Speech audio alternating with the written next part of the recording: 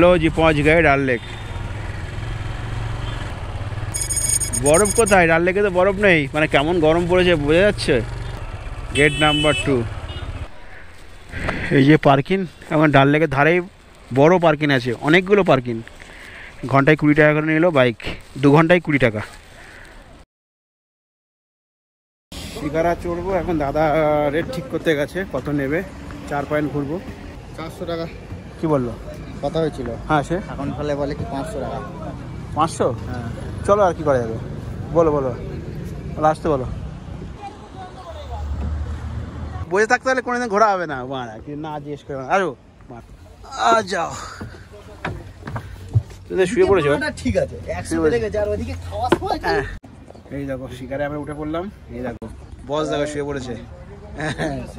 এই দেখো এই তো মাথার চুল ঠিক করতে করতে সারাটা ট্যুর কাটিয়ে দিল পুরো রাইডে। হ্যাঁ এই দেখো শিকারা দেখো কত সুন্দর করে সাজানো, কত সুন্দর সাজানো দেখো। এখন ডাল লেকে আছি আর আমরা গাড়ি পার্কিং থেকে শিকারায় উঠলাম। আর কটা বাজে এখন? 2টো বাজে আছে না? হ্যাঁ আর 2টো বাজে। আমরা পেহেলগাঁও থাকবো আজকে, এখানে 1 ঘন্টা ঘোরাবে আমাদের। हमको तुमसे प्यार है। যাচ্ছে কোন দিকে বুঝতে পারছি না। যাবে এই আমরা কত নম্বর ঘাট থেকে উঠলাম? এটা 9 নম্বর না? Gate number 9। হ্যাঁ 9 নম্বর গেট থেকে উঠলাম। दिखाइए कहाँ जा रहे हो आप लोग? वो तो आराम लग जाए, वो फिर चापचे। अरे ডিমের কুসুম ভাঙা ना ना দেখো ওরা ভাসতে লাগো। इसमें दीजिए। कल खाया था 50 में वो এখানে তোমাকে ডাকছিলাম তখন। এত বড় গ্লাসে দিয়েছিল, এত বড়।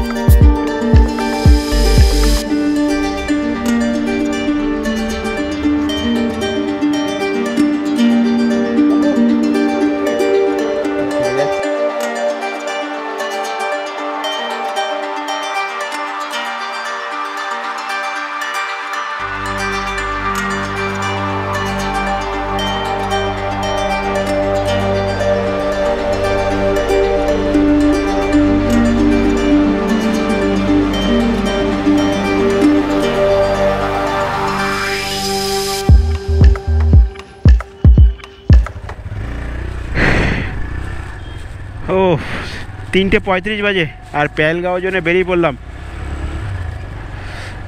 এই যে ডান দিকে ডাল লেক ছেড়ে চলে যাচ্ছি। আজকে পেহেলগাঁও থাকবো। প্রচুর লাইন তো।